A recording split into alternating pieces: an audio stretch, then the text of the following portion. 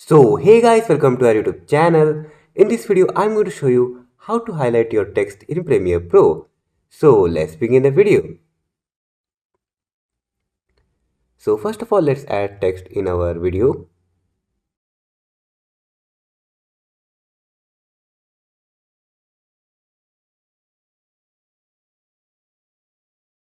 And after adding the text, select your text and then go to Effects Control, and here you can see text.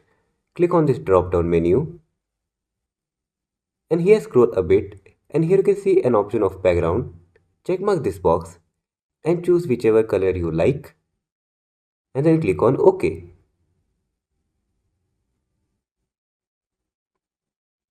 And here you can see your text has been highlighted.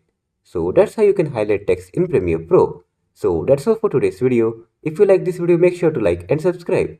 See you in the next video. Thanks for watching.